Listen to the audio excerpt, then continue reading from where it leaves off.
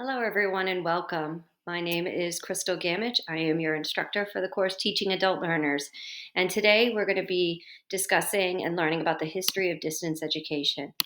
Before we begin, I want to make sure that we are able to review and make sure you have a solid understanding of three very important terms: remote learning, online learning, and distance learning. Remote learning is best defined as a temporary shift of instructional delivery to an alternate delivery mode due to crisis circumstances. Keyword there, temporary shift. And of course, we are familiar with crisis circumstances as many of us have been impacted by the COVID 19. The instruction used would otherwise be face to face, and the goal is to eventually return to normal. So here we have a temporary shift with a goal of eventually returning to normal. By normal, I mean a traditional classroom setting. Online learning, best defined as purposeful instruction, keyword purposeful instruction, planning of course development, and careful pedagogical strategies and selection of tools, all surrounding online learning and teaching. I would define or best define those as remote learning as being more temporary and online learning being more permanent. Distance learning, any education provided without the teacher and student being physically present together. I know there are a lot of dates there, but they're very important. I want to briefly go over and expand upon them. The timeline of distance learning, beginning with in 1728, we see a man named Caleb Phillips advertised private correspondence in shorthand in the Boston Gazette. In 1852, the Pitman shorthand program allowed students to mail in their work to receive a certificate. In 1858, the University of London develops a distance learning program. And if you haven't picked up on this already, and I will stop us when we get to the point of the development of the radio, but right now we're talking mail correspondence, whereas I, the instructor, would deliver a packet, and you would, this as a student, complete the packet and deliver that back to me through the mail, where I would assess it and award based on completion and performance. In 1890, the Colliery School of Mines created a correspondence course on mine safety. And by 1923, I'm skipping ahead a little bit, 2.5 million students were enrolled in a course, in that course. In 1892, the University of Wisconsin used a pamphlet to promote their distance education opportunities. Again, in 1906, the University of Wisconsin began recording lectures and sending it to their students. 1918, the University of Good Hope in South Africa dedicated their programs to distance learning. 1920s, we see the shift in education as we move into the usage of the radio. Penn State in 1920s used radio for courses. By 1925, radio as a means of educational delivery is seen in over 200 colleges. 1934, the University of Idaho began broadcasting television shows. Now we're introducing another mode, TV. In the 1940s, 50s, and 60s, radio, television, and phone become a part of distance learning. By 1948, college by radio was introduced. In 1965, the University of Houston first used TV in their courses.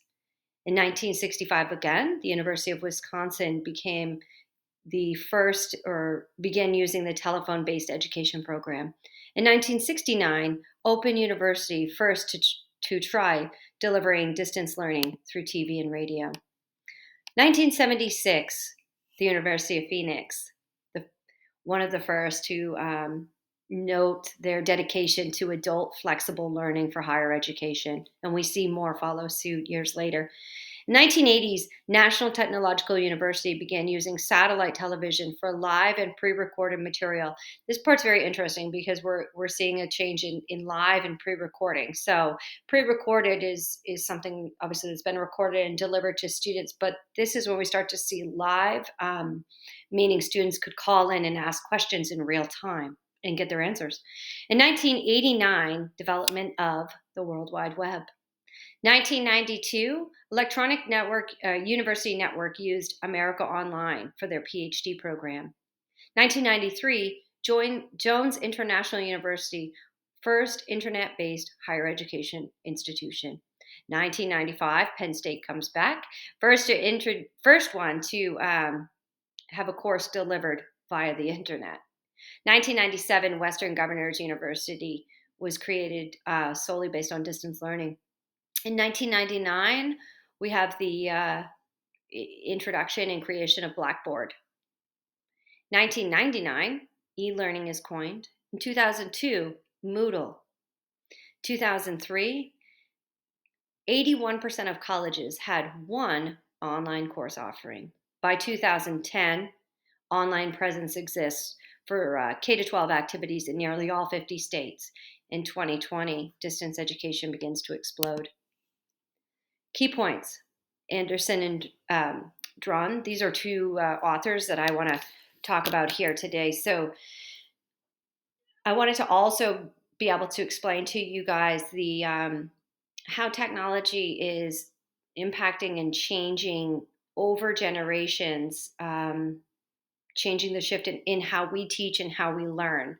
These two, Anderson and Drun, the authors, coined 3 generations, and those 3 we're going to look at today: cognitive behavioralist, social constructivist, and connectivist pedagogy. They, in each of those areas, wrote an article and did much research looking at pedagogies, technologies, learning activities, and assessment criteria.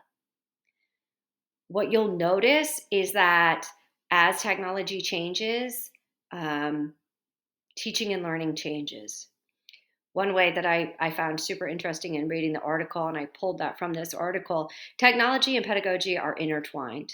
And I quote the article when I say, technology sets the beat and creates the music, while pedagogy defines the moves. I want to talk about 3 generations here. We have, first one is cognitive behaviorism. Learning, so if you know about or you're familiar with psychology, we have cognitive psychology and behavioral psychology. So behaviorism and behavioralists study learning and behavior, right? So a response to a stimuli and the importance of that in teaching and learning, obviously. Where cognitive psychologists study more of the thinking, metacognition. During this time, the two note that the level of technology and instruction is one to many or one to one, and that means teacher to student or teacher to many. That is typically seen in the mail. So this is early on, and TV and radio and phone. The locus of control would be the teacher. The learner activities are individual read and watch. So we don't have discussions or anything like that yet. Technology being used, print, like I said, with mail, television, and radio. The pros, many learners at a low cost, where the cons, the absence of social presence. So the inability of many to many having discussion. Social constructivist, be the next one. Active learning and self-assessment, social interaction. What does that mean? So now we see the ability to interact many to many and have a discussion and the importance of that and how the change in technology has allowed that to foster. Two-way communication and many to many, again, many students to many students. The locus of control shifts.